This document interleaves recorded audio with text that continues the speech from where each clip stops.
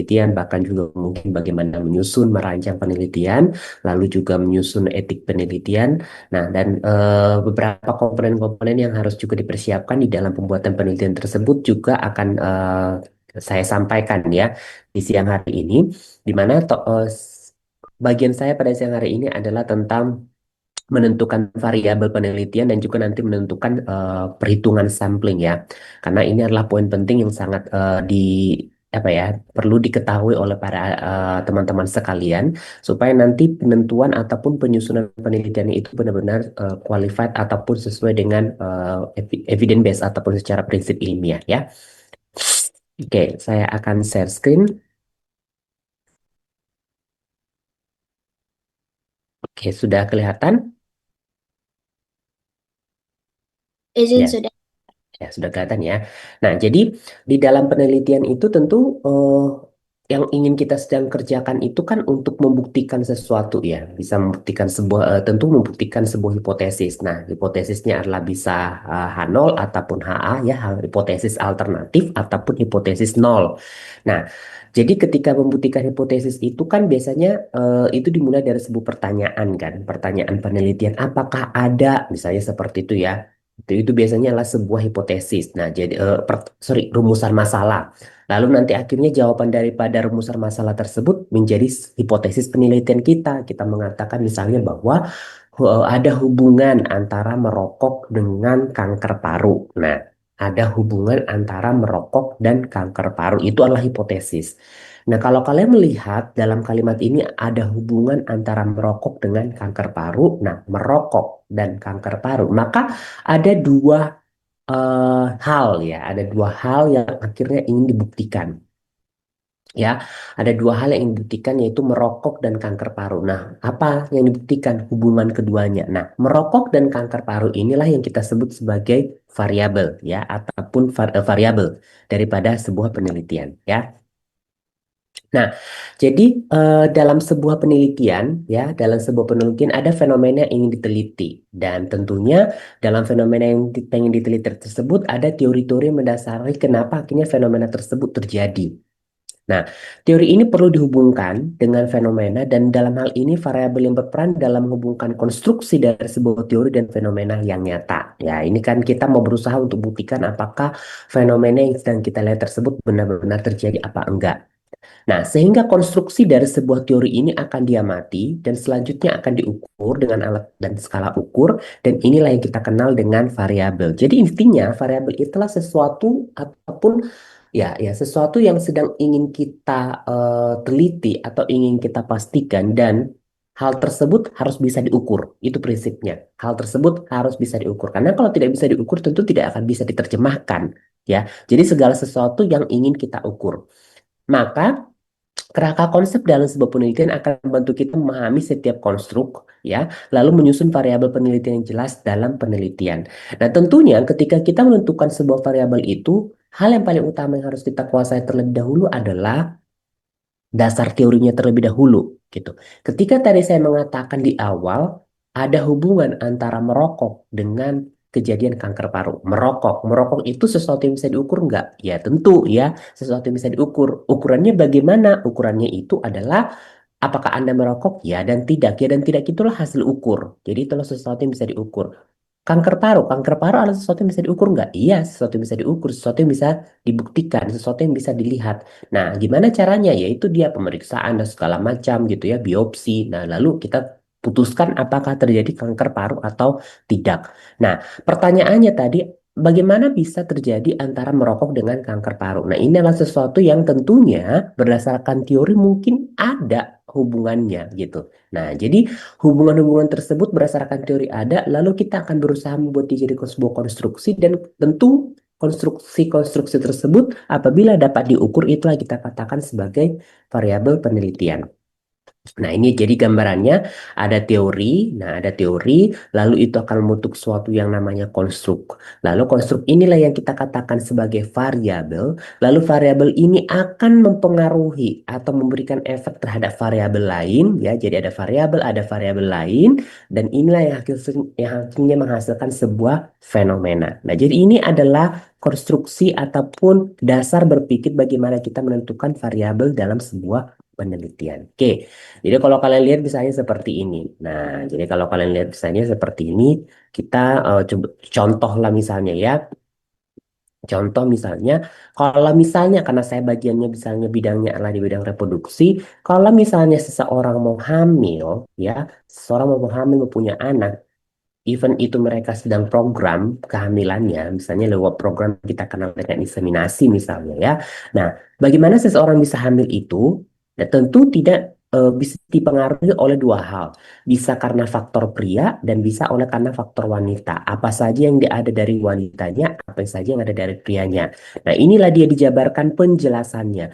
Kalau wanita, kalau dia ingin supaya bisa berhasil hamil, maka ada beberapa hal-hal ya yang harus diperhatikan supaya akhirnya terjadi kehamilan. Ini kalian lihat di sini. Nah, ini dia penjelasannya ya, bisa jadi usia, ya, ada antimuliran hormon. Antimuliran hormon ini kenapa harus ada? Karena antimuliran hormon ini menunjukkan bagaimana kondisi daripada oosit ataupun sel telur ya di dalam tubuh wanita tersebut. Indeks massa tubuhnya, macam-macam ya, tebal endometrium. Nah, ini semua adalah hal-hal yang harus diperhatikan pada wanita supaya bisa menjadi hamil. Nah, pada pria apa? Nah, pada pria itu tentu dia harus memiliki sperma. Sperma yang seperti apa? Sperma yang jumlahnya banyak, sperma yang bergerak, sperma yang bagus. Nah, ini semua dipengaruhi oleh apa? Sperma-sperma ini banyak sekali. Ini dia bisa dipengaruhi radikal bebas dan juga macam-macam. Ya, jadi ini adalah sebuah konsep yang akhirnya menyusun bagaimana seseorang bisa akhirnya berhasil hamil kalau dia menjalani program inseminasi. Oke, nah kalau kalian lihat di sini tuh banyak sekali hal-hal yang harus diperhatikan. Oke, ketika kita akhirnya mau mempertimbangkan ini semua mempengaruhi namanya kehamilan, maka kita harus melihat kembali apakah setiap detil-detil faktor-faktor tersebut adalah sesuatu yang bisa terukur atau tidak. Nah, ketika dia bisa berhasil diukur dan ingin kita ukur di dalam hal ini dalam penelitian kita, maka hal inilah yang kita kenal sebagai variabel-variabel. Nah, ini jadi ini adalah yang di kotak-kotak ini yang tanpa garis putus-putus ini sesuatu yang tentunya bisa diukur yang akhirnya bisa mempengaruhi kehamilan. Nah, inilah yang kita kenal sebagai variabel. Artinya, di dalam menyusun sebuah variabel penelitian, maka penting sekali kita memahami dasar teorinya seperti apa dulu, supaya dasar teori itu bisa menyusun kerangka konsep, lalu kita bisa mendetailkan kira-kira apa sih jenis-jenis ataupun variabel-variabel penelitian yang akan kita gunakan di dalam sebuah penelitian. Nah, ini dia. Jadi, tidak boleh kita serta-merta langsung menentukan variabel-variabel dalam sebuah penelitian jika kita tidak berhasil terlebih dahulu menentukan kerangka konsep, menyusun kerangka konsep dengan detail dan jelas terlebih dahulu. Ya, jadi artinya sebelum meneliti itu, memahami teori itu sangat penting sekali supaya kita bisa menentukan dengan jelas apa-apa saja yang menjadi komponen-komponen utama dalam penelitian kita. Nah, oleh sebab itu, maka jenis-jenis dalam variabel dalam penelitian itu ada dua yang paling besar, yaitu ada namanya variabel independen dan juga variabel dependen. Variabel dependen artinya adalah variabel yang mempengaruhi variabel lain menjadi sebab atau berubahnya suatu variabel lain. Contohnya di dalam hal ini adalah variabel independen itulah variabel-variabel yang artinya akan mempengaruhi variabel dependen ya atau variabel lain. Nah, di sini variabel dependen itu variabel yang pengaruh atau menjadi akibat karena adanya variabel bebas. Jadi variabel independen itu sama dengan variabel bebas, variabel dependen itulah variabel terikat ya. Dalam hal ini contohnya seperti ini. Di sini kehamilan itu merupakan variabel dependen ataupun variabel terikat ya. Kehamilan inilah yang dipengaruhi oleh dua hal tadi baik dari faktor pria baik dari faktor wanita. Ya kan? Nah, jadi faktor pria dan faktor wanita itu adalah variabel independen. Nah, hal-hal inilah usia, anti-Mullerian hormon, indeks massa tubuh, etiologi, dan segala macam.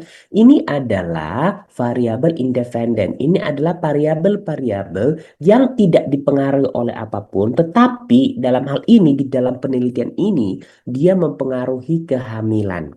Begitu ya. Jadi dia mempengaruhi kehamilan. Nah, kalau kalian lihat di sini berarti variabel independen itu adalah variabel yang akhirnya dia berdiri sendiri dan dia akhirnya akan memberikan efek terhadap sesuatu, yaitu variabel dependen. Dalam hal ini adalah kehamilan.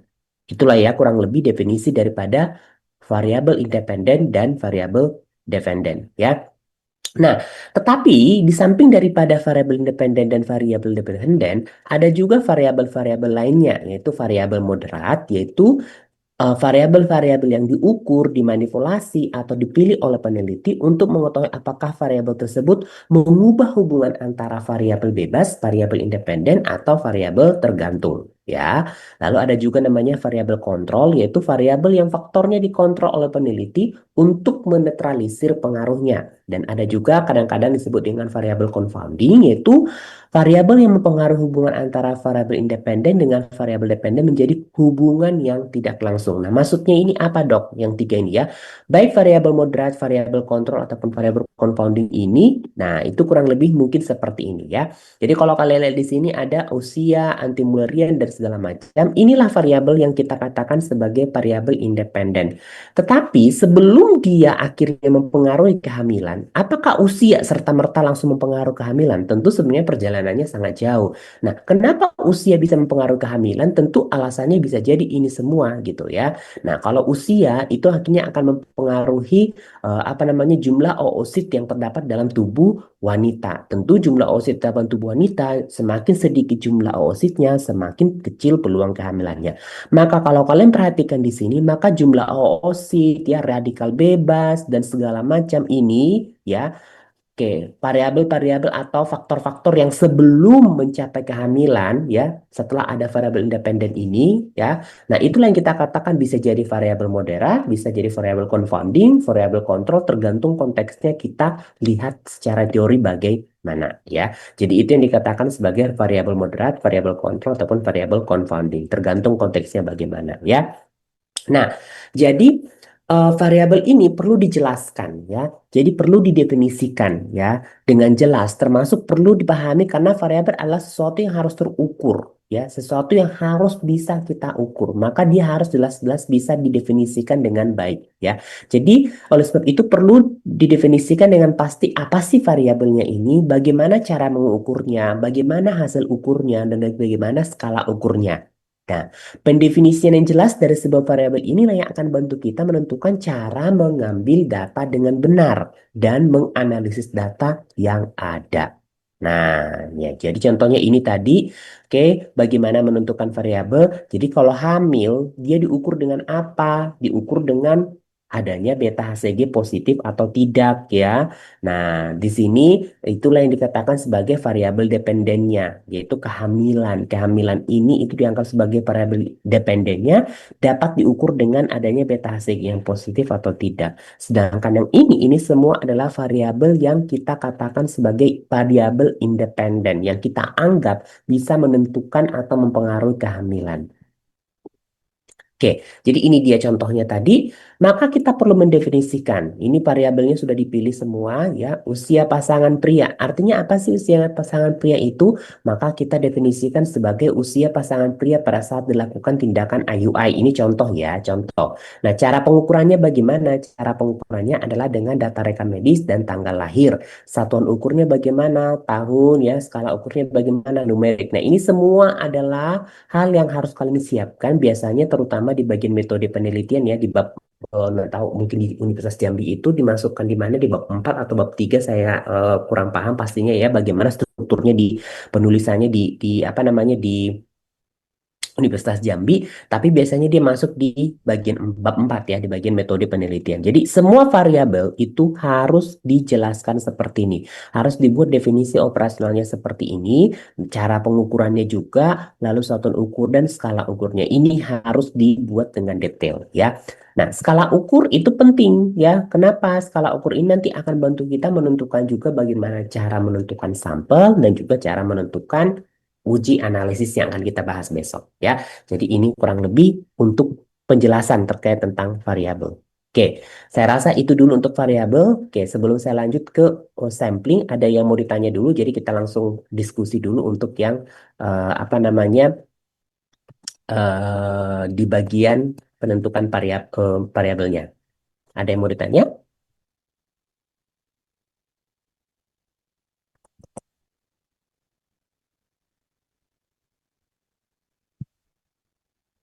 Kepada Jelas?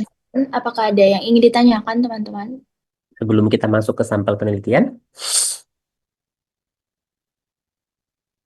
Sepertinya sejauh ini cukup jelas, dokter. Oke, cukup jelas. Oke, kalau sudah jelas nanti kalaupun di akhir ibaratnya ada yang tidak jelas terkait dengan variabel ini bisa ditanyakan kembali ya. Nah, sekarang setelah kita menentukan variabel, kita masuk ke ke tahapan selanjutnya yaitu menentukan sampling ya, menentukan sampel penelitian. Oke, pertanyaannya mengapa sih harus disampling, Dok ya? Kenapa ya harus disampling? Oke. Nah, idealnya kan sebuah penelitian itu dilakukan pada semua anggota populasi ataupun pada total sampel. Namun pada beberapa kondisi hal ini tidak mungkin dikerjakan sehingga kita hanya perlu melakukan penelitian pada sebagian dari populasi ataupun sampel. Nah, pertanyaannya adalah berapa sih jumlah yang pas untuk mewakili sebuah penelitian dan bagaimana akhirnya kita bisa merekrut sampel tersebut? Oke, percontoh pertanyaannya tadi balik lagi apa namanya itu apakah ada hubungan antara merokok dengan kanker paru ataupun nanti tadi sebuah dengan sesuai dengan variabel penelitian yang saya sudah contohkan bagaimana apa saja sih faktor-faktor yang mempengaruhi kehamilan pada program inseminasi intrauterin itu kan tadi ya contoh yang sudah saya tunjukkan variabel-variabelnya kalau saya misalnya tanya seperti itu ya faktor-faktor ini berapa sih siapa sih yang harus saya teliti pertanyaannya harusnya kan karena saya ngomongnya adalah kehamilan pada IUI, maka terutama misalnya saya ambillah contohnya populasinya adalah di Surabaya, berapa banyak orang yang harus saya teliti? Nah, idealnya yang harus saya teliti itu berapa orang? Idealnya ya semua orang yang di Surabaya yang melakukan inseminasi uterin itu saya periksa, ya kan? Nah, berapa banyak tuh biasanya? Ya bisa mungkin ribuan atau mungkin bisa ratusan, bisa mungkin sampai puluhan ribu ya orang-orang yang program untuk mendapatkan kehamilan lewat IUI. Pertanyaannya, kalau saya ambil 10.000 orang untuk saya telisik, mungkin nggak? Ya mungkin-mungkin aja, tapi mungkin saya butuh waktu berapa lama untuk mengerjakan 10.000 orang saya data. Ya mungkin bisa setahun, 2 tahun, atau mungkin bahkan ya 3-4 tahun tergantung kapasitas seperti apa. Nah, jadi kalau kita akhirnya meneliti dan kita akhirnya meneliti sebanyak itu, kapan selesainya gitu ya? Atau kalau misalnya tadi, apakah ada hubungan merokok dengan kanker paru? Nah, kalau idealnya, kalau saya mau tahu ibaratnya ada berapa orang merokok dengan kanker paru, berapa banyak sih hasil teliti? Ya idealnya semua orang yang merokok di seluruh dunia ini saya periksa. Lalu saya lihat kanker paru apa enggak. Tapi pertanyaannya, kalau saya periksa seluruh orang di seluruh dunia ini yang merokok menjadi kanker paru, kapan selesai penelitiannya? Ya nggak tahu sampai kiamat nggak selesai gitu. Kenapa? Karena saking banyaknya gitu. Nah, oleh sebab itu maka perlu dilakukan yang namanya sampling. Sampling itu kita anggap kita tidak perlu meneliti semua, kita hanya meneliti sebagian saja supaya akhirnya sebagian tersebut itu sudah merepresentasikan maksud dan tujuan daripada penelitian yang kita mau. Nah, itulah gunanya yang namanya sampling ya. Tentu tidak asal sembarang kita melakukan, ya udah saya mau 20 orang aja dok, saya mau 30 orang aja, ya nggak bisa gitu. Kenapa? Karena 30 orang ataupun 20 orang mungkin nanti akan kita teliti, itu kan kita akan ambil hasilnya, lalu itu yang akan kita simpulkan, lalu kesimpulan tersebut yang akan ditarik, lalu dimasukkan ke dalam populasi. Jadi artinya apa? Perhitungan yang kita ambil untuk sampling itu tuh adalah perhitungan yang benar-benar harus presisi, yang kita bisa anggap mewakili populasi, dan kesimpulan tersebut yang kita anggap bisa akhirnya kita representasikan dari sebuah populasi. Paham ya? Jadi ketika suatu saat kalian meneliti dan kalian mau menyatakan, oh ada kok hubungan antara A dan B gitu ya. Nah, hubungan antara A dan B ini harus benar-benar didapatkan dari sebuah perhitungan yang merepresentasikan sebuah populasi. Karena kalau tidak, berarti kita tidak bisa menganggap penelitian kalian itu valid gitu. Karena kalau tidak merepresentasikan sebuah populasi yang ada, maka perlu dilakukan sampling, ya. Jadi ini dia. Nah, kita tentu di dunia ini ada populasinya, seluruh dunia ini seperti apa, populasi orang merokok misalnya ya. Maka selain populasi orang yang merokok, maka kita harus lihat dulu ya, populasi yang bisa kita jangkau seperti apa. Nah, lalu populasi yang terjangkau ini tentu baru kita bisa lihat sampel yang diinginkan itu berapa banyak, sampel yang diinginkan itu berapa dan oke, sampel yang diinginkan itu berapa banyak yang bisa diperoleh. Maka sampel itu adalah sebagian ya secuil atau berapa banyak lah ya dari populasi yang bisa kita ambil lalu kita gunakan untuk penelitian dan hasilnya nanti bisa merepresentasikan si populasi. Jadi sampel adalah bagian dari si populasi. Nah, sekarang yang menjadi pertanyaan bahan diskusi kita, Dok, kalau gitu berapalah jumlah yang harus saya dapatkan supaya bisa mewakili si populasi? Nah, inilah yang kita pahami yang akan kita bahas di dalam sampel penelitian ya. Jadi populasi itu adalah sekumpulan orang atau objek yang memiliki kesamaan dalam satu atau beberapa hal dan yang membentuk masalah pokok dalam suatu riset khusus. Ya, itulah populasi. Dan sampel itu bagian dari populasi yang dapat mewakili seluruh populasi. Syaratnya tentunya adalah syarat dari sampel ini adalah akurat dan presisi. Dia harus akurat dan juga presisi.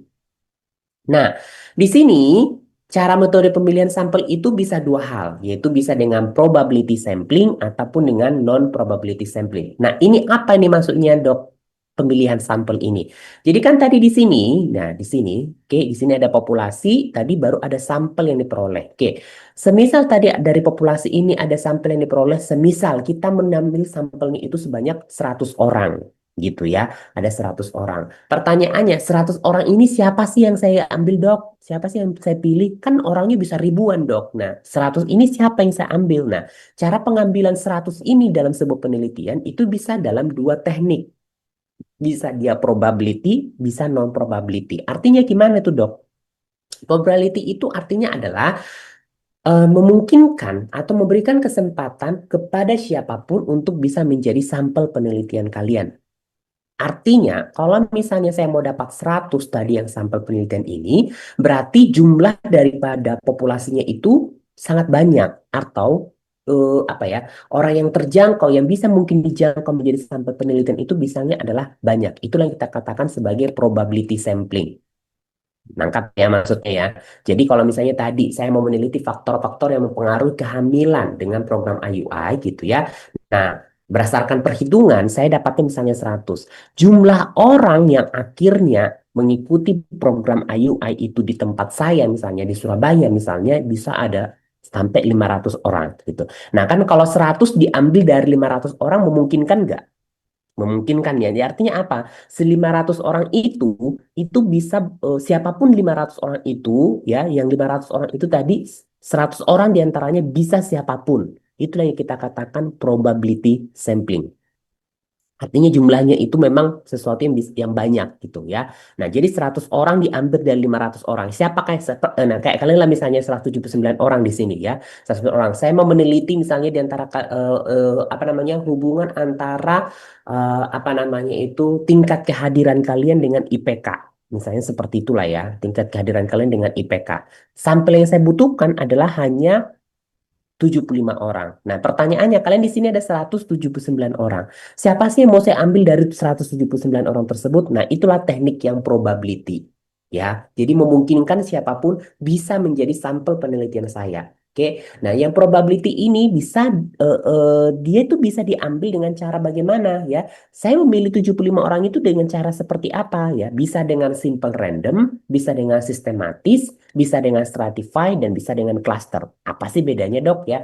Simple random sampling itu misalnya adalah ya udah saya mengambil 75 dari 178 orang ini dengan cara misalnya saya lihat di sini. Oke, kalian kan ada NIM-nya nih ya, ada NIM-nya nih misalnya gitu ya. Oke, saya bikin misalnya oke ke NIM-nya yang ganjil itu semua masuk sampel penelitian saya. Nah, jadi akhirnya di sini siapa yang NIM-nya ganjil? Nah, itu yang menjadi sampel penelitian saya yang melihat hubungan antara tingkat kehadiran dengan IPK. ya. Nah, itu kita katakan sebagai sistematik ya, sistematik random sampling. Jadi ada sistemnya itu. Atau mungkin saya mau pakai misalnya adalah yang tanggal lahirnya ganjil. Saya jadi sampel penelitian.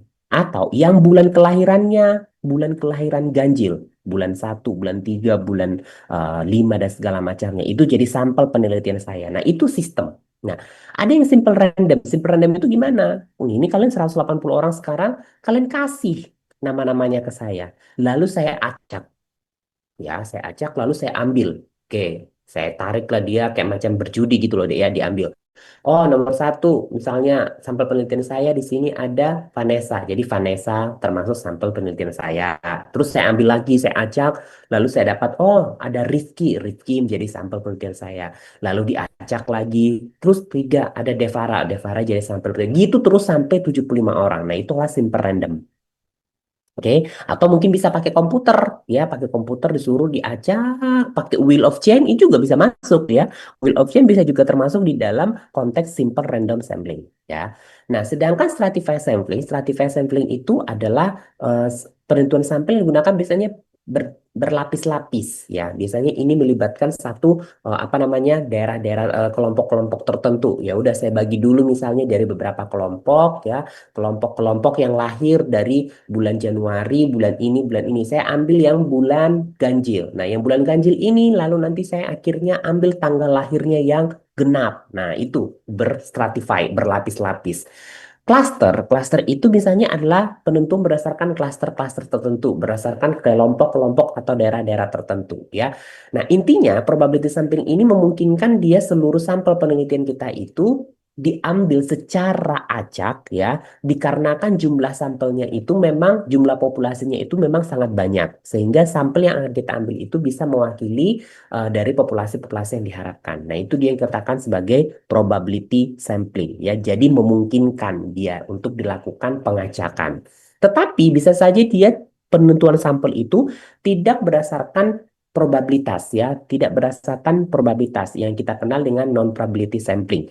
Bisa dia kuota sampling, kita tentukan dia berdasarkan kuota langsung, bisa dengan accidental sampling. Accidental sampling ini misalnya pada kasus-kasus yang sangat jarang sekali, misalnya ya, ya sudah kebetulan dia ada, langsung diperiksakan gitu ya. Kebetulan penyakit itu ada, maka kita ambil dia jadi sampling. Jadi dia tidak ada pengacakan seperti yang di atas atau dengan proposite sampling ya, berapapun yang ada nanti diambil itu yang dilakukan pemeriksaan atau misalnya dengan sampling jenuh, snowball sampling dan macam-macam. Nah, intinya non probability sampling itu kita gunakan apabila jumlah ataupun kasus yang sedang kita teliti itu termasuk kasus-kasus yang jarang ya, kasus-kasus yang sangat sedikit sehingga kemungkinan untuk diacak menjadi sampel penelitian itu sangat kecil sekali, sehingga tidak bisa dilakukan probability sampling. Nah, itu yang kita katakan sebagai metode pemilihan sampel. Oke, nah sekarang kita masuk ke bagaimana kita menentukan jumlahnya ataupun ukurannya. Jadi harus kalian pahami, ada pemilihan sampel, ada metode perhitungan sampel atau penentuan ukuran sampel. Oke, nah karena sampel inilah sesuatu yang kita ambil dari populasi, maka ada beberapa faktor-faktor yang harus kita perhatikan sebelum kita menentukan jumlah sampel.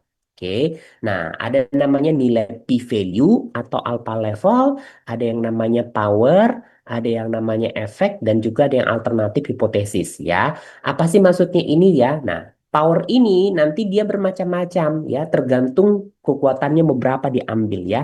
Apakah dia mau ambilnya adalah 95%, 99%, 90%. Nah, ya itu nanti ditentukan powernya. Alternatif hipotesis ini bisa sifatnya one tail atau two tail ya. Nah, kenapa ini penting one tail ataupun two tail ini? Karena kalau dia misalnya menentukan dia one tail, tentu akan berbeda jumlahnya dengan yang two tail. Two tail ini maksudnya gimana, Dok? Two tail ini maksudnya adalah hubungan antara variabel independen dan variabel dependen itu tadi sifatnya itu kita tidak tahu apakah ketika satu naik, satu akan ketika si variabel independen naik, variabel dependen akan naik, ya. Apakah demikian sifatnya atau hubungannya itu adalah hubungan yang sifatnya bisa saja naik, bisa saja turun. Nah, itulah yang disebut dengan two tail. Nah, kalau misalnya one tail, satu naik, satu naik. Misalnya variabel independen naik, variabel dependen naik. Contohnya misalnya kita ambil adalah apa namanya itu terdapat peningkatan peningkatan kebiasaan sorry tingkat kehadiran mahasiswa yang tinggi akan meningkatkan IPK. Nah, itu kan itu one tail, paham ya? Kalau misalnya dia hadirnya rajin, maka IPK-nya tinggi. Nah, itu namanya one tail. Tapi kalau kita ngomongin two tail, di sini adalah ada hubungan antara tingkat kerajinan atau tingkat kehadiran dengan indeks prestasi kumulatif. Apakah di dalam kalimat tersebut saya mengatakan bahwa tingkat kehadiran naik maka IPK naik? Nggak ada. Ya kan? Apakah kalau saya mengatakan bahwa kalau misalnya tingkat kehadirannya rendah maka IPK-nya rendah? Kan enggak. Nah, itulah yang disebut dengan two tail. Artinya memungkinkan ada potensi bahwa dia bisa naik atau bisa turun. Kita nggak tahu. Nah, itulah namanya two tail. Jadi ini perlu kalian perhatikan ya. Penentuan hipotesisnya tadi berdasarkan tentunya teorinya bagaimana sehingga kita bisa menentukan saya mau one tail ataupun two tail ya. Nah, ini namanya kan hipotesis ya. Jadi kalau misalnya kalian berhipotesis di awal salah, ya nggak masalah. Orang namanya hipotesis kan sesuatu yang mau dibuktikan. Jadi ini nggak perlu khawatir kalau misalnya kalian menentukan di awal itu hipotesis kalian mau yang mana, apakah yang one tail ataupun two tail. Intinya kalian mau konsepnya seperti apa, apakah one tail ataupun two tail ya. Nah, inilah dia faktor-faktor yang harus dikuasai ya.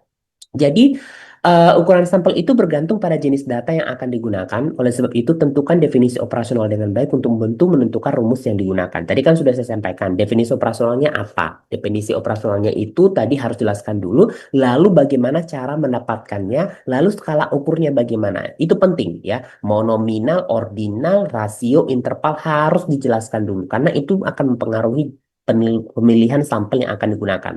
Rumus yang akan digunakan. Lalu secara garis besar untuk menentukan besaran sampel kita harus menyiapkan besaran kesalahan tipe alfa dan juga tipe beta ya. Lalu power yang dilakukan, karakteristik datanya biasanya data simpangan baku, rata-rata atau nilai proporsi dari penelitian sebelumnya, lalu nilai perbedaan klinis yang biasanya ditetapkan oleh peneliti. Jadi ada beberapa nilai-nilai yang harus kalian cari sendiri dulu, tapi ada nilai-nilai yang sifatnya sudah konstanta. Dan ada nilai-nilai yang sifatnya kalian kasih estimasi atau judgement sendiri ya. Kita lihat kira-kira maksudnya itu seperti apa. Nah, sebelum kita masuk yang namanya ibaratnya perhitungannya, maka di sini kalian harus perhatikan ada kesalahan tipe satu dan kesalahan tipe 2 ya. Nah, jadi di sini misalnya kalau kita lihat di sini ada H0 ya, ada H0, ada H0 bisa ditolak ataupun bisa diterima. Nah, ini kan penelitian, ini realita ya. Jadi ketika H0 ditolak, nah dan seharusnya H0 ditolak. Nah, ini adalah kesalahan ini benar ya. Ini namanya B ya. Ini B ya, satu kurang beta ya. Ketika H0 ditolak padahal seharusnya H0 itu diterima. Nah, inilah yang disebut dengan kesalahan tipe pertama. Jadi seharusnya dia H0 itu ditolak tetapi ternyata di dalam penelitian kita ditolak tetapi sebenarnya harusnya itu diterima. Nah, itulah kesalahan tipe satu. Kan kemungkinan-kemungkinan ini bisa terjadi ya di dalam penelitian ya. H0 itu diterima ya. Seharusnya H0 kita diterima di dalam penelitian. Padahal seharusnya dia itu ditolak. Nah, itulah namanya kesalahan tipe 2. Nah, itu nanti dilihat dari nilai ZB ya. Sedangkan ketika H0 diterima dan sebenarnya dia H0 diterima, maka ini sesuai. Ini yang kita kenal dengan satu dikurang dengan nilai alfa. Nah, artinya di dalam sebuah penelitian akan kemungkinan ada chance di mana H0 ditolak padahal harusnya diterima, atau H0 diterima padahal harusnya H ditolak. Maka inilah yang disebut dengan kesalahan tipe pertama dan kesalahan tipe kedua. Maka kesalahan tipe pertama dan kesalahan tipe kedua ini ada kemungkinannya dan itulah yang dikenal nilainya dengan menggunakan ZA dan juga ZB.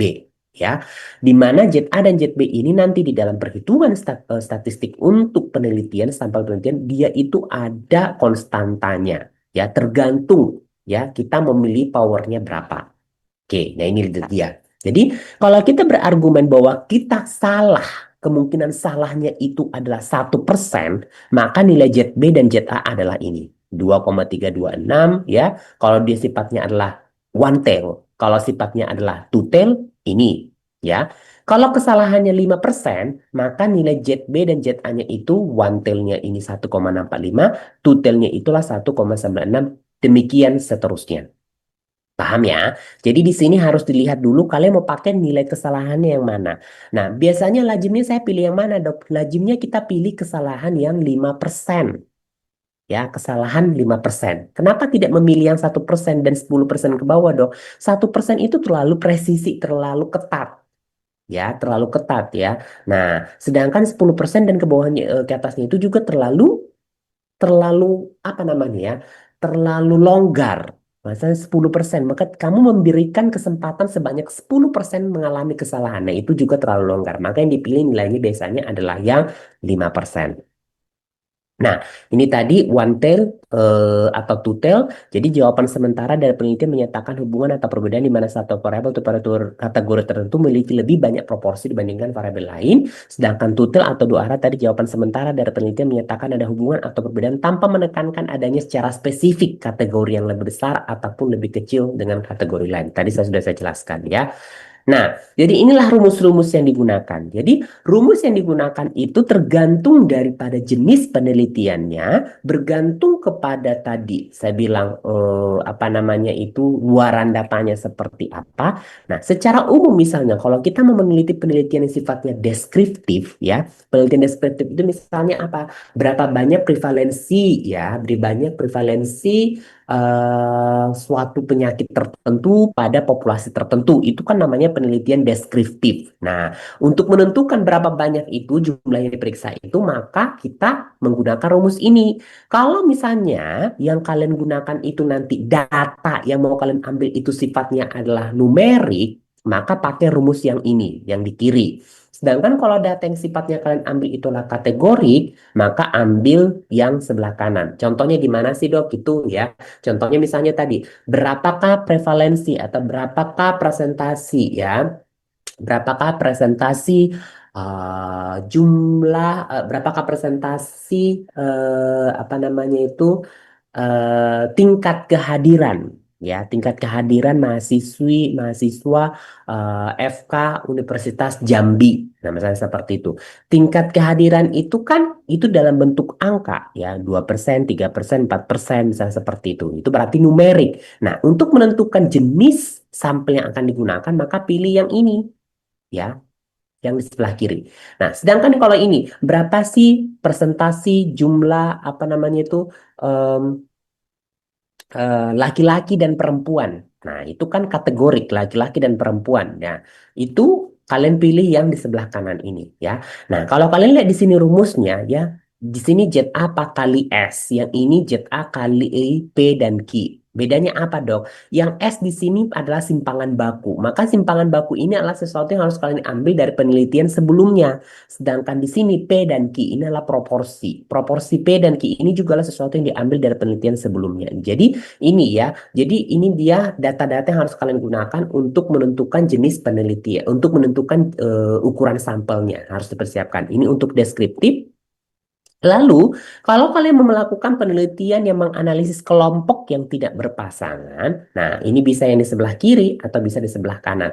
Maksudnya kelompok yang tidak berpasangan itu gimana sih dok ya? Kelompok yang tidak berpasangan ini contohnya adalah saya mau lihat misalnya apa namanya itu perbedaan kadar gula darah misalnya. Saya mau melihat perbedaan kadar gula darah pada pasien diabetes mellitus yang diberikan metformin dan yang diberikan misalnya obat-obatan akarbose ya. Jadi kan ada dua kelompok nih. Ada yang menggunakan akarbose, ada yang menggunakan metformin. Itu kan dua kelompok. Dua kelompok yang gimana? Dua kelompok yang tidak ada hubungannya sama sekali. Kelompok yang tidak yang benar-benar berbeda. Nah, itulah yang disebut dengan tidak berpasangan. Ya. Nah, kadar gula darah itu periksanya pakai hasilnya apa? Angka kan? Ya, HbA1c itu kan laporannya kan angka. Maka karena dia laporannya angka, datanya adalah numerik, maka perhitungan yang kalian gunakan untuk menentukan sampel kalau kalian mau melihat perbedaan kadar perbedaan HbA1c pada pasien diabetes mellitus yang rutin menggunakan metformin dan yang rutin menggunakan akarbose, maka yang kalian gunakan rumusnya adalah yang ini, yang sebelah kiri. Oke, lalu yang sebelah kanan itu yang mana? Sebelah kanan sama, prinsipnya tetap ya. kalau kalian menggunakan data yang kalian gunakan itu kategori.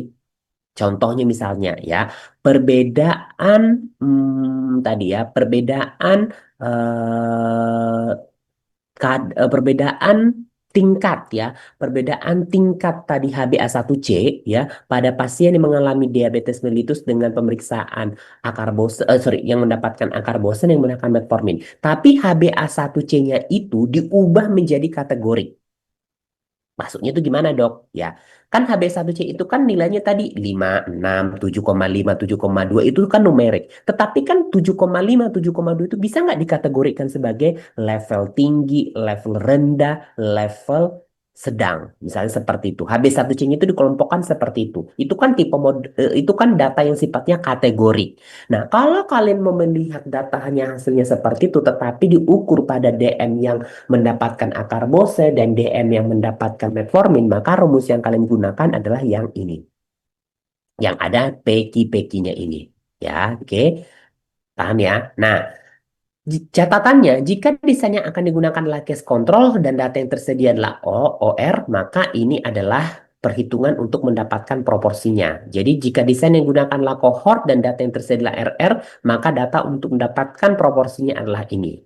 Oke, nah ini catatan-catatan yang harus kalian pahami. Oke, nah sekarang ini pada penelitian yang menganalisis pada kelompok yang sama, namun luaran sebelum dan sesudah, ya, atau kita katakan sebagai yang kelompok berpasangan. Contohnya seperti ini, perbedaan HbA1c sebelum menggunakan pada pasien diabetes mellitus yang menggunakan metformin. Nah, pertanyaannya di sini HbA1c-nya itu diperiksa kapan? Sebelum mendapatkan metformin dan sesudah mendapatkan metformin. Orang yang diperiksa berapa?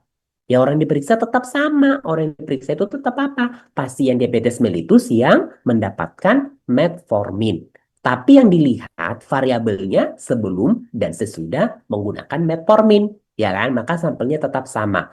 Maka oleh sebab itu, kalau kasusnya demikian, maka saya mau pakai perhitungan sampelnya rumusnya adalah ini. Ya, nah jadi bedakan ya kalau di sini tadi ini Z dua kali ZA tambah ZB ya dalam kurung ini ya kali S dibagi X1 kurang X2 pangkat 2. Sedangkan kalau di sini kita lihat ini adalah tidak pakai dua kali dia cuma ZA tambah ZB dikali S dibagi X1 kali X0 dipangkat 2 kan. Oke, nah itu untuk rumusnya. Kalau kalian mau pakai tadi narasinya, narasi penelitian kalian tadi misalnya pengukuran kadar HbA1c sebelum dan sesudah apa namanya sesudah penggunaan metformin. Oke. Nah, kalian perhatikan di sini bahwa balik lagi nilai ZA dan ZB itu tadi sudah konstanta. Sudah saya sampaikan sesuai dengan tabel. Nilai yang perlu kalian cari dari penelitian sebelumnya itu adalah nilai S. Simpangan baku dari penelitian yang lain. Simpangan baku apa, Dok? Simpangan baku HbA1c pada penggunaan metformin gitu ya. Sedangkan X1 dan X0 ini adalah nilai rata-rata ya selisih rata-rata antara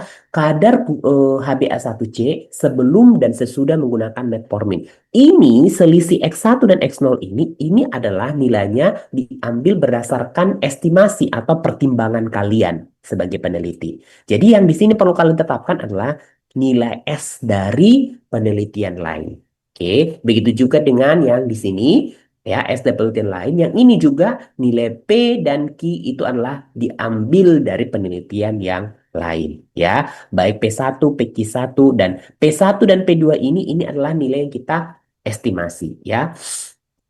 Oke, nah itu dia kalau penelitiannya yang sifatnya adalah melihat yang tadi perbedaan. Tapi bisa saja pertanyaan penelitian kita itu adalah ada luaran yang berupa korelasi. Ya, jadi kita mau menentukan berapa sih korelasinya, besaran hubungan tadi antara misalnya merokok dengan kejadian kanker paru. Itu namanya besaran korelasi atau R.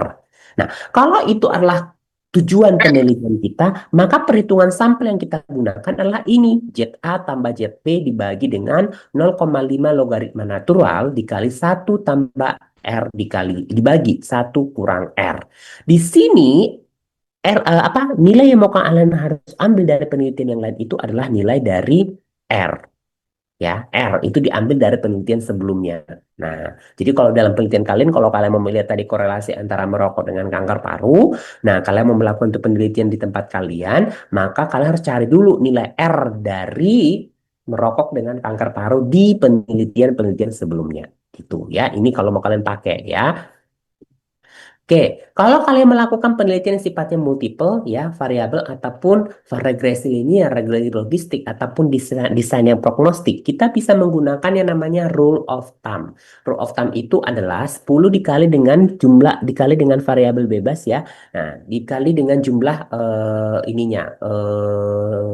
apa namanya, jumlah yang akan diteliti, ya. Nah, di sini dikalikan, nah itulah yang kita kenal dengan rule of thumb. Nah, ini sangat simple. Ini penelitian yang seperti apa, Dok, contohnya? Penelitiannya misalnya adalah faktor-faktor yang mempengaruhi kehamilan tadi itu, ya, faktor-faktor kehamilan. Kan variabel dependennya kehamilan.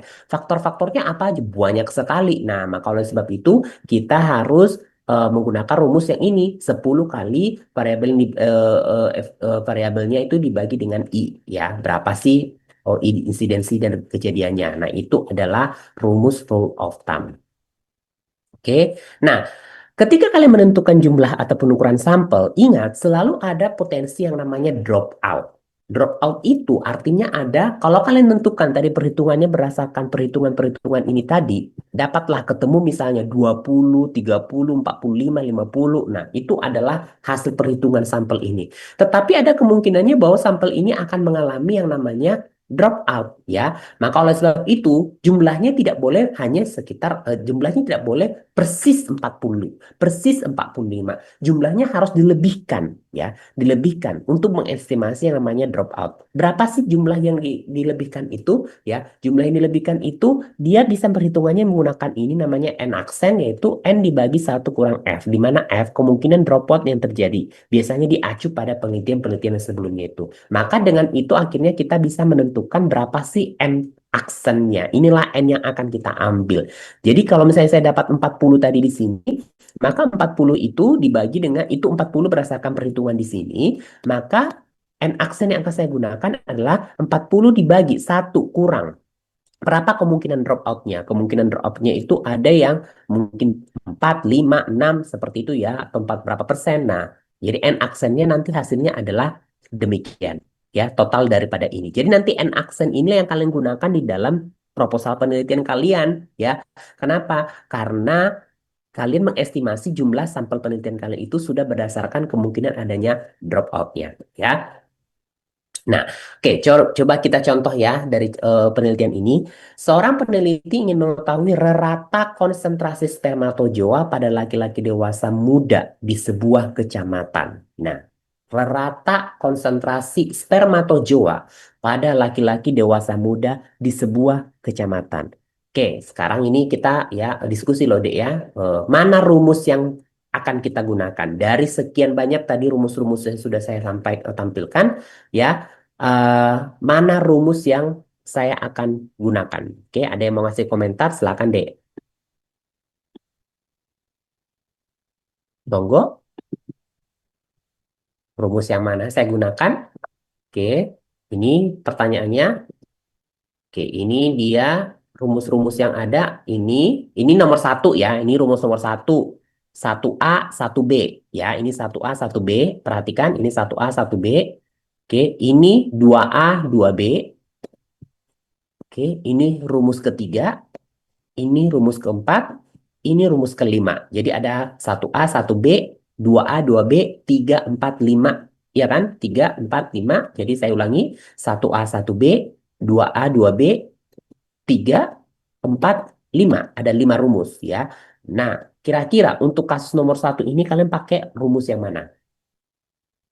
Satu a satu b dua a dua b 3 4 5.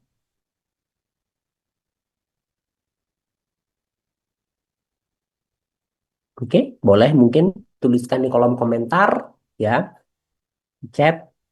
Kira-kira mau pakai rumus yang mana? A, B, satu a satu b dua a dua b 3 4 5. Yang mana?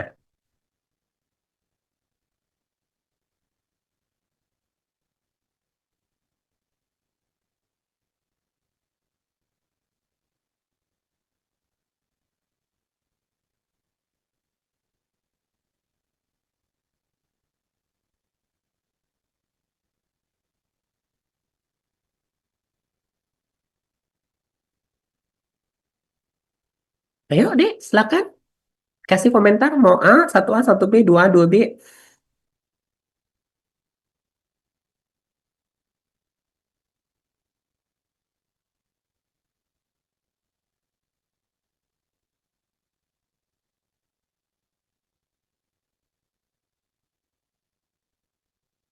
Mana, Dek? Yang mau diambil satu A, satu B dan alasannya kenapa pilih yang itu?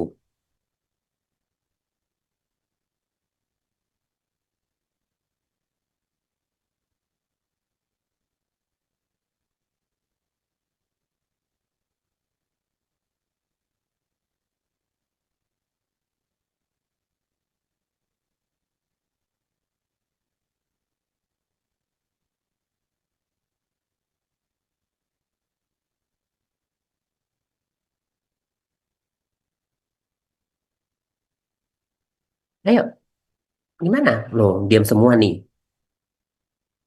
Pakai rumus yang mana, Dek? Mau satu A, satu B,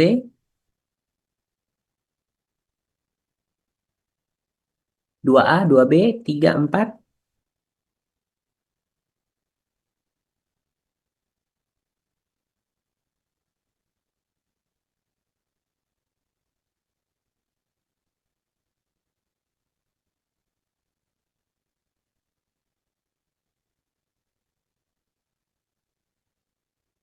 Ayo. Oke, yang mau dilihat di sini rumus satu b katanya ya. Ada yang mau ngomong rumus satu b. Oke, yang lain masuk 161 orang, 160 orang di sini. Masa nggak ada yang ngomong cuma satu? Mau A, rumus satu A, satu B, dua A, dua B, tiga, empat. Alasannya apa? Oke. Najwa kira-kira menurutmu, oke open mic aja deh ya. Najwa kenapa milih satu B deh? Pertimbangannya apa? Alasannya kenapa? Deh nggak apa-apa. Kan nggak ujian toh. Hmm, hmm,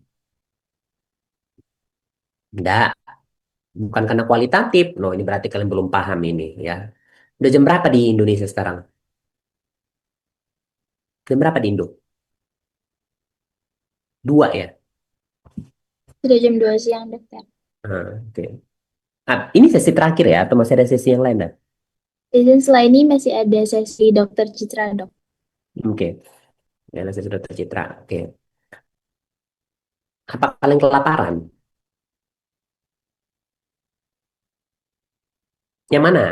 Satu A atau satu B, dua A, dua B, tiga, empat. Oke, pertanyaan saya. Ini penelitiannya penelitian jenis apa? Mengetahui rata konsentrasi spermatozoa pada laki-laki dewasa muda di sebuah kecamatan. Rata konsentrasi spermatozoa pada laki-laki dewasa muda di sebuah kecamatan. Penelitiannya apa jenisnya? Udah belajar jenis penelitian tadi kan? Sama dokter Citra kan? Ya, oke, yang mana?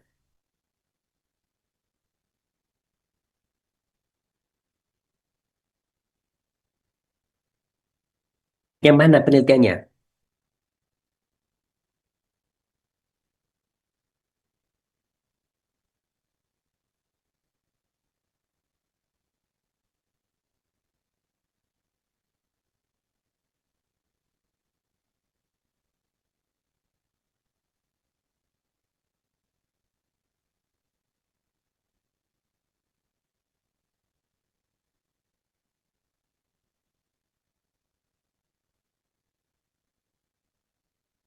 Ayo, penelitian yang mana? Oke, kuantitatif. Oke, penelitian kuantitatif itu apa-apa saja? Yang ini kuantitatif yang mana? Ini kuantitatif. Kenapa kuantitatif dan ini kuantitatif yang mana? Ayo,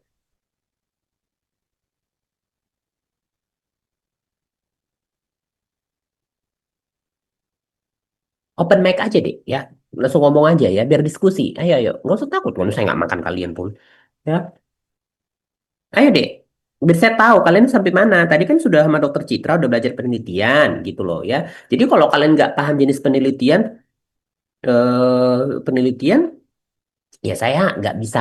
Ya kalau ngomongin tentang hitung-hitung dan segala macam ya pusing. Besok kita ngomongin apa analisis data, makin pusing lagi dong. Orang kalian nggak ini masih nangkap poinnya gimana? Ayo.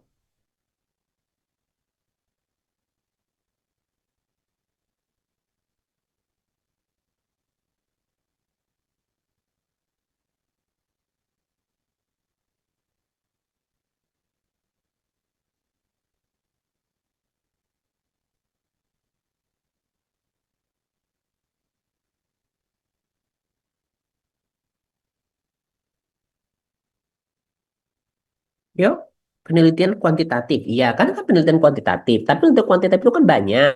Kuantitatif yang mana ini? Yang nomor satu ini.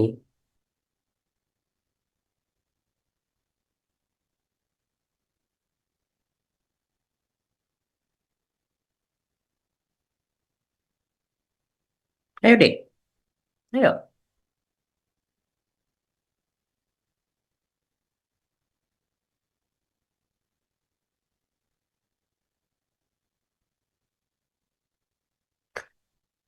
Ayo, jadi ini penelitian yang mana? Kuantitatif. Oke, kuantitatif itu ada apa aja? Ini kuantitatif yang mana kalau gitu?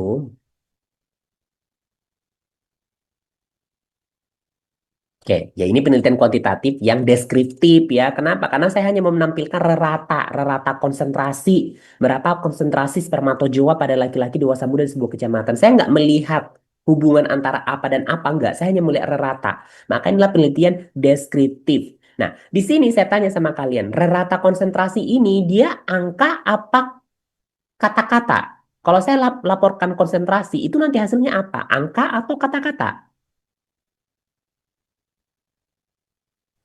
Izin angka dokter. Angka. Kalau dia angka berarti hasilnya nanti numerik apa kategori? Yang Hah? numerik Itu dokter. numerik, dokter. Nah, kalau gitu berarti rumusnya yang mana? Satu a satu b dua a dua b 3 4 5. Yang mana? Yang mana berarti? Ingat, tadi saya bilang ini penelitiannya sudah deskriptif. Ya, terus dia udah bentukan datanya yang di sini adalah numerik, ya datanya. Maka yang saya ambil yang mana? Satu a satu b 2a 2b 3 4 atau 5. Yang mana?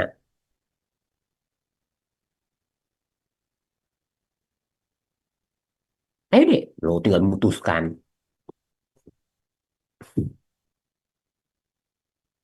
Yang mana? Yang ini. Yang bilang ini kasih kasih jempol biar saya tahu. Yang ini, yang ini, atau yang antara yang dua ini, atau yang ini, yang mana? Satu a tadi lu bilang satu a ini, satu b ini, dua a dua b 3 4 5. Yang mana?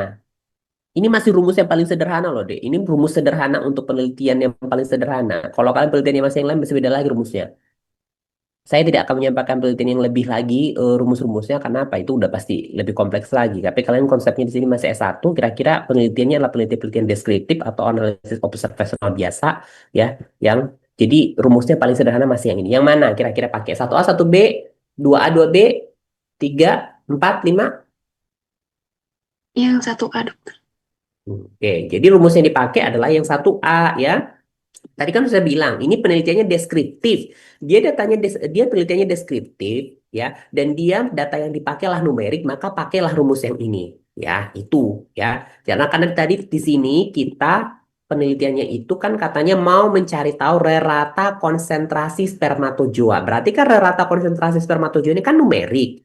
Ini kan penelitiannya hanya deskriptif ya pada laki-laki dewasa muda di sebuah kecamatan. Maka rumus yang dipakai rumus yang satu a ya. Data apa yang diperlukan untuk menentukan jumlah sampel pada penelitian tersebut? Apa yang perlu dilakukan? Kalian butuh data apa supaya bisa menghitung jumlah sampelnya, Dek? Dari rumus ini, dari rumus satu a yang mana? Data yang diperlukan?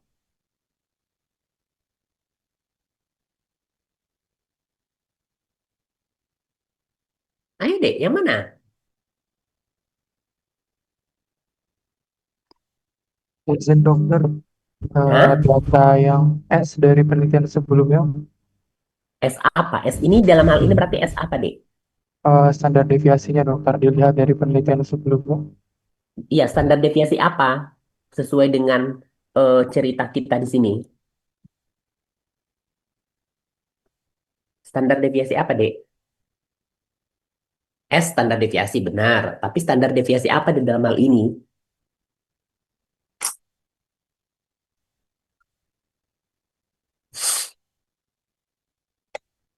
Dek.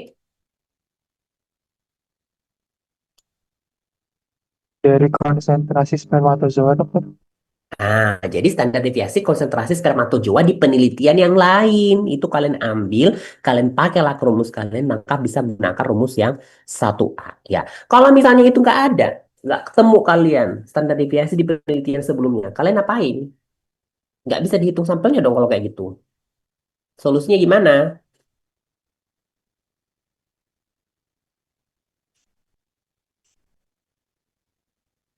Ada absen ya? Ring dulu. Ada absen. Gimana?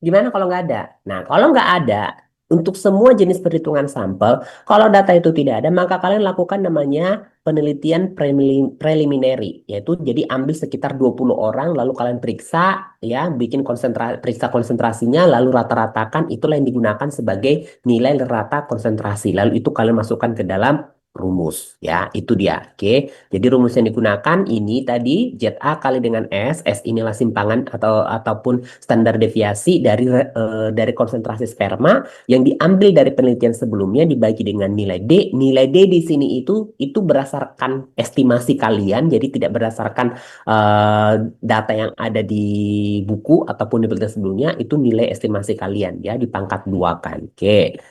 Nah, lalu yang ini lanjut.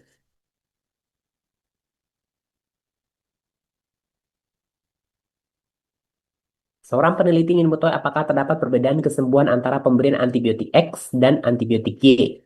Luaran dari penelitian inilah kesembuhan sampel. Apakah ada perbedaan kesembuhan antara antibiotik X dan antibiotik Y? Luaran dari penelitian ini adalah kesembuhan sampel. Mana rumus yang tepat?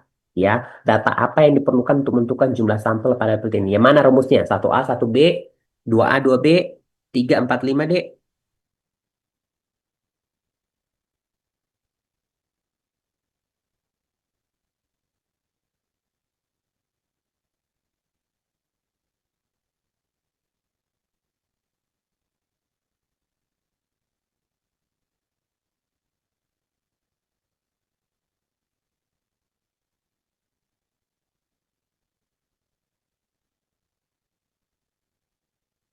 Mana? Mana rumus yang kalian pakai? 1A, 1B? Oke, saya tanya dulu di sini. Berarti perbedaan kesembuhan antara pemberian antibiotik X dan antibiotik Y. Y. Luarannya adalah kesembuhan sampel. Kesembuhan itu luaran datanya apa? Numerik apa kategorik? Seorang sembuh dan sembuh tidak sembuh. Itu lihat kategori apa numerik? Ayo deh. Izin kategorik, dokter. Oke, kategorik. Oke. Terus di sini ada berapa kelompok, deh? Dua. Yang mana aja itu? X, Antibiotik X antibiotik dan X Y, dan dokter. antibiotik Y. Berarti ini berpasangan apa tidak berpasangan? Izin tidak berpasangan, dok. Nah, kalau tidak berpasangan pakai rumus yang mana? 1A, 1B, 2A, 2B yang mana? 3, 4, 5 yang mana, Dek?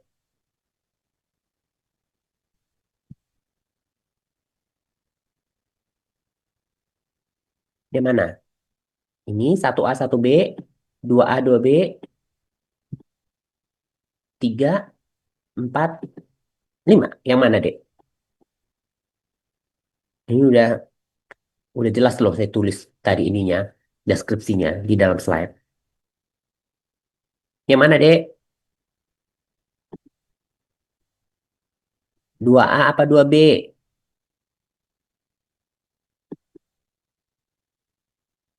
Yang mana? 2A apa 2B?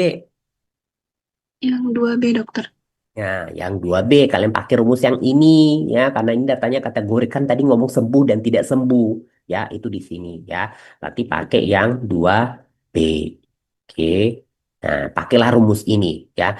Data yang diambil yang mana, Dok? Datanya kita ambillah data PQ di sini ya, data PQ di sini. Nah, itu data PQ ini dapatkan dari penelitian sebelumnya. Bisa saja penelitian sebelumnya itu nggak dapat nilai PQ-nya, tapi dapatnya nilai OR, RR. Nah, kalian kalau tidak ketemu nilai R atau OR atau apa, sorry, nilai P dan Q-nya tidak ada, dan yang ada nilai OR dan PR-nya, RR-nya, maka hitung lagi nilai tiap P-nya dengan cara apa? Dengan menggunakan rumus yang ini.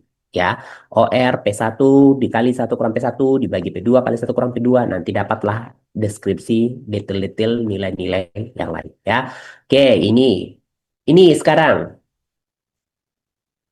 peneliti ingin mengetahui perbedaan kadar TGF beta sebelum dan sesudah pada penderita dermatitis atopik yang diberikan probiotik.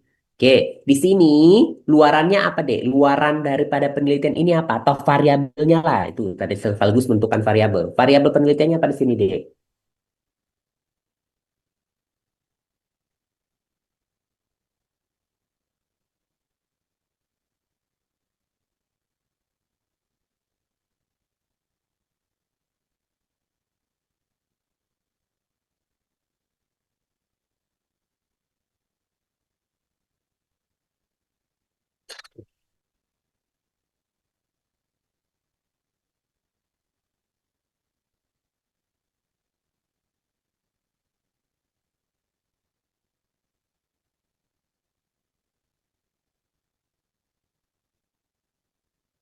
Apa dek? Luaran penelitiannya atau variabel di sini variabel independennya apa dek? Variabel independennya.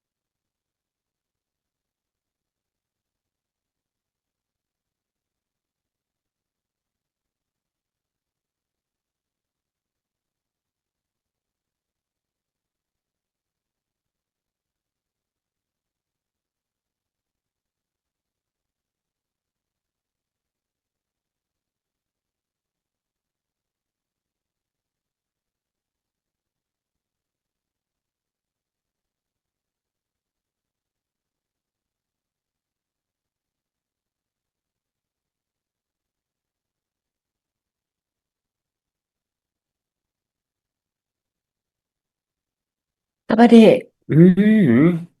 Udah tadi belajar variabel, sekarang untuk sampel gak ada nyambung nih kayaknya. Oke, yang mana variabelnya di sini? Variabel independennya yang mana? Variabel independennya di sini ya pemberian probiotik ya. Variabel dependennya yang mana? Yang dipengaruhi apa di sini? Ya kadar TGF beta. Nah, itulah variabel dependennya ya. Nah, di sini rumus yang digunakan sampel sorry, populasi yang digunakan di sini atau sampel yang digunakan di sini sama atau tidak? Berpasangan atau tidak berpasangan? Orang yang berbeda apa enggak? Orang yang sama kan sama, cuma bedanya apa? Sebelum dan sesudah dikasih probiotik, apa yang dilihat? TGF beta. Maka rumus yang digunakan mana? 1A, 1B, 3, 4, 5, yang mana? Izin 2A, dokter. Oh, salah dong, kan 2A itu kan untuk berpasangan. Sorry, yang tidak berpasangan. Nah, ya, jadi yang digunakan tuh rumusnya yang ini, kan udah jelas saya bilang. Keluarannya sebelum dan sesudah, maka pakai rumus yang ini. Berarti pakai rumus yang nomor 3, ya. Oke. Oke, ini contohnya. Peneliti ingin mengetahui korelasi kadar vitamin A dan kadar TGF beta pada penderita measles atau campak pada anak-anak. Rumus sampel yang digunakan yang mana? Lalu data apa yang diperlukan apa? Saya tanya dulu sini. Di sini variabel independennya apa? Variabel dependennya apa? Populasinya apa? Coba variabel independennya yang mana? Variabel independen dulu.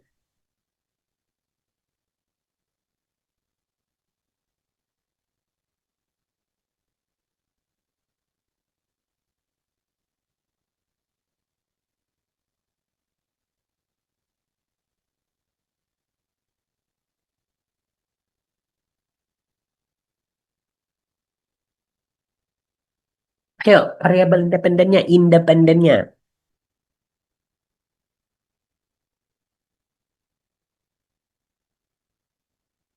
Yang kadar vitamin A bukan? Independen, ya. Kadar vitamin A independen. Dependennya,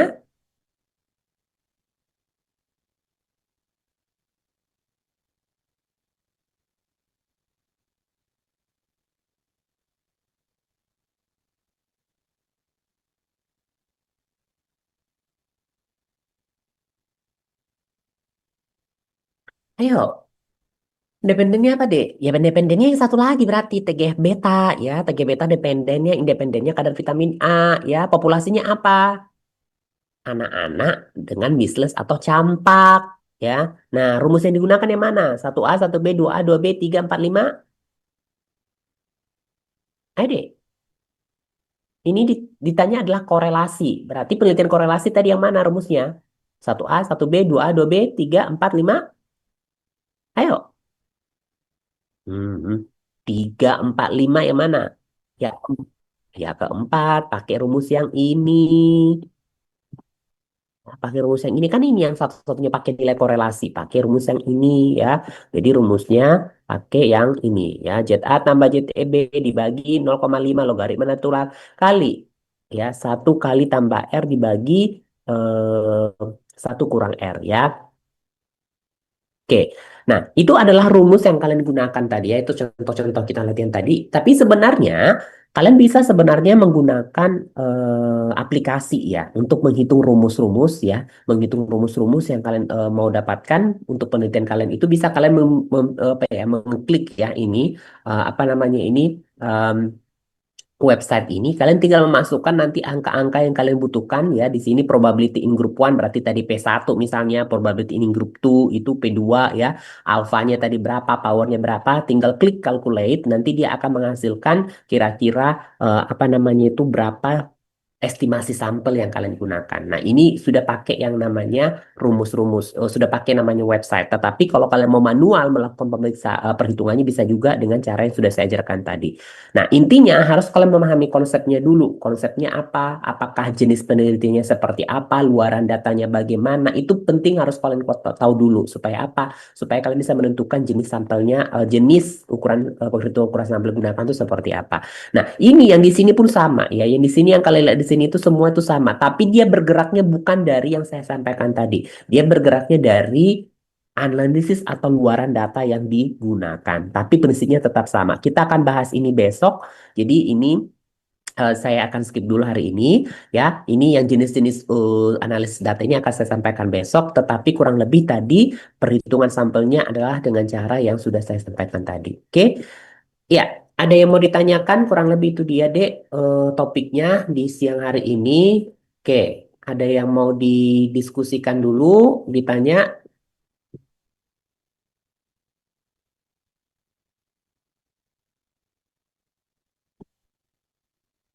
Baik, terima kasih pada Dr. Nicole. Untuk teman-teman, apakah ada yang ingin ditanyakan? Boleh melalui via chat juga.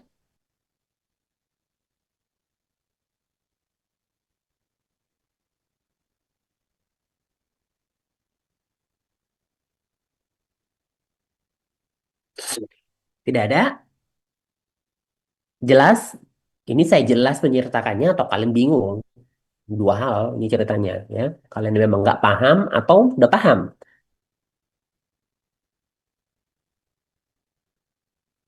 Oke, kalau yang sudah paham coba kasih ini dulu ya. Eh, apa namanya? Reactionnya ya supaya saya tahu kalian sudah paham apa belum nih. Kalau nggak paham kan ya saya juga udah dari tadi cerita tahu-tahu ternyata kalian nggak paham kan ya saya sedih juga ternyata. Sudah paham? Coba deh tombol apa ya? Oke, cuma satu orang deh yang paham. Oke, syukurlah kalau begitu ya.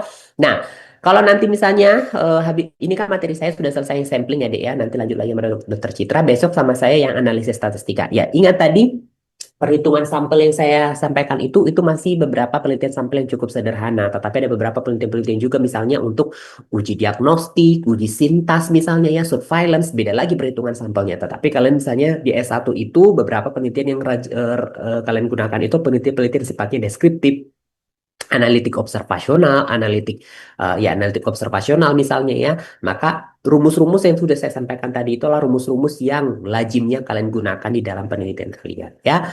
Nanti kalau misalnya sudah lanjut lagi topiknya, besok misalnya ketemu materi atau mungkin kesulitan ya, atau tidak jelas, monggo nanti disampaikan lagi di pertemuan selanjutnya ya. Oke, saya serahkan kembali ke Vanessa, silakan deh untuk dilanjutkan. Baik, terima kasih kepada Dr. Shanikon yang sudah Chỉ rơi mơ